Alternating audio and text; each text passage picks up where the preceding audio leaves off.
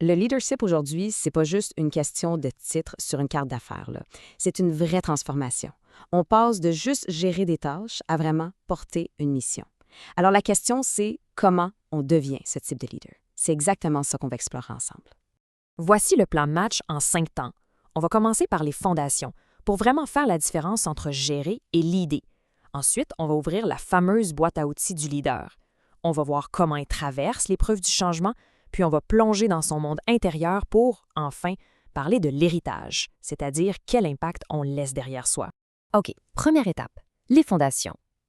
La première chose à faire, c'est de mettre les choses au clair sur une distinction fondamentale, celle entre un gestionnaire et un leader. Même si c'est souvent la même personne, les deux rôles, ils répondent à des besoins complètement différents. Alors, la question se pose, dans le quotidien, quel chapeau on porte le plus souvent? Celui du gestionnaire ou celui du leader? Le truc, c'est pas de devoir choisir l'un ou l'autre, mais plutôt de savoir quand mettre le bon chapeau au bon moment.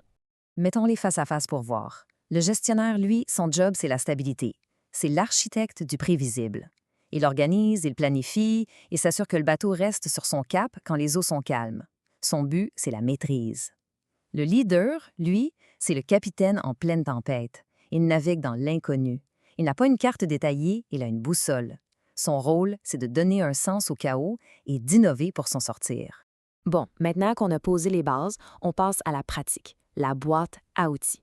Parce que savoir ce qu'est un leader, c'est une chose, mais savoir comment agir en leader, ça, c'est là que ça se passe. Voyons les outils concrets. Il y a un modèle qui est vraiment puissant pour ça. C'est celui du leadership situationnel de Hersey et Blanchard. L'idée de base est super simple, mais elle change tout. Un bon leader n'a pas un style, il a des styles. Il s'adapte tout le temps. La question aussi, comment on sait quel style adopter et à quel moment? En gros, le modèle nous donne une sorte de grille de lecture super pratique. Imaginez une équipe qui commence un nouveau projet. Les compétences sont faibles, l'engagement aussi. Le leader doit être directif, donner des instructions très claires. Ça, c'est le style S1.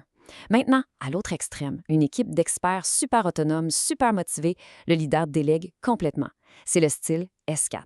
Le vrai talent du leader, c'est de diagnostiquer constamment où se trouve son équipe pour ajuster le curseur. On arrive à la section 3, l'épreuve du feu. Ici, on ne parle plus de gérer une petite équipe. On parle de piloter le navire au complet à travers une grosse tempête, c'est-à-dire le changement organisationnel. La théorie de la courbe en U, ça décrit bien ce voyage-là.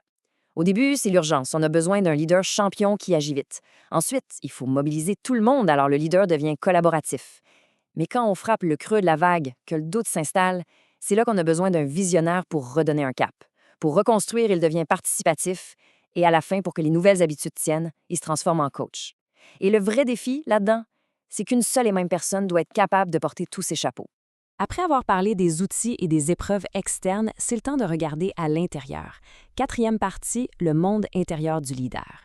Parce qu'au final, le leadership le plus puissant, ça ne vient pas d'une technique, ça vient vraiment d'un état d'être. Le psychologue Carl Rogers a identifié 3 qualités clés chez un leader créatif. Premièrement, l'ouverture, être capable de vivre avec l'ambiguïté. Deuxièmement, une boussole intérieure solide, se fier à son propre jugement, à ses valeurs. Et enfin, troisièmement, l'art de jouer, être capable de faire avec ce qu'on a au lieu de se plaindre de ce qui manque. Pour bien comprendre ça, il y a une anecdote personnelle de l'auteur qui est parfaite. Un matin, grosse tempête de neige.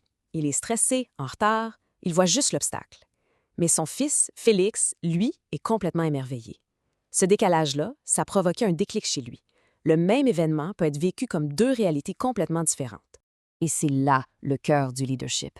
C'est cette capacité à changer le cadre, à changer la perspective, de passer de « c'est un problème » à « c'est une occasion ». Ce simple changement de regard peut libérer une énergie incroyable chez les autres et les mettre en action. Cette idée de présence intense, de concentration totale sur le moment, ça nous amène à nous demander d'où ça vient. Et la réponse qui vient de la recherche académique est assez surprenante, parce qu'on explore cet état de flow dans des contextes très variés. Pour bien comprendre, il faut juste définir ce qu'est un état de conscience modifié. Ce n'est rien d'ésotérique, c'est juste un état de concentration tellement intense que notre perception du monde change. Pensez à un athlète qui est dans la zone ou un artiste complètement absorbé par son art. C'est cet état de présence que le leader cherche aussi à atteindre. Des recherches en anthropologie explorent justement ces états de concentration extrêmes dans toutes sortes de contextes où les dynamiques humaines sont très, très structurées. Le lien qu'on peut faire d'un point de vue académique, c'est que pour naviguer dans un monde complexe, un leader doit lui aussi cultiver une forme de présence et de concentration exceptionnelle, un état où il est pleinement connecté à l'instant présent. Et cette présence, eh bien, c'est le fondement de l'authenticité. D'après les travaux de Bill George, un leader authentique, ça combine 4 choses. D'abord, une conscience profonde de soi-même. Ensuite, la capacité d'analyser l'info sans biais. Aussi, être transparent et vrai dans ses relations. Et surtout, que ses actions soient toujours alignées avec sa boussole morale. On arrive maintenant à la dernière étape, et c'est peut-être la plus importante, l'héritage. C'est le point culminant du parcours, là où on voit comment un leader peut créer un environnement où les gens peuvent vraiment s'épanouir.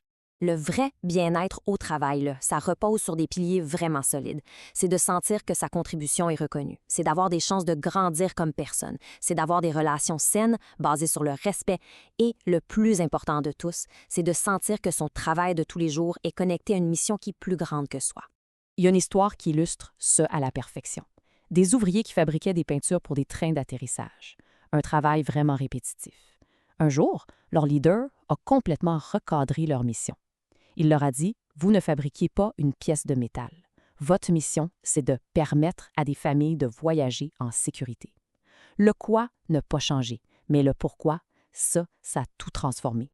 Ce but ultime, cette raison d'être, en japonais, il y a un mot pour ça, l'ikigai. C'est le point parfait où se rencontre ce qu'on aime faire, ce dans quoi on est bon et ce dont le monde a besoin. Le rôle du leader, c'est d'aider son monde à trouver cet ikigai collectif-là, en posant les bonnes questions. Qu'est-ce qu'on aime faire ensemble? C'est quoi nos plus grandes forces? Quelle cause nous donne envie de nous lever le matin? Et quelle valeur unique est-ce qu'on peut offrir? C'est là que se trouve le vrai moteur de l'engagement. Alors, on termine avec cette réflexion.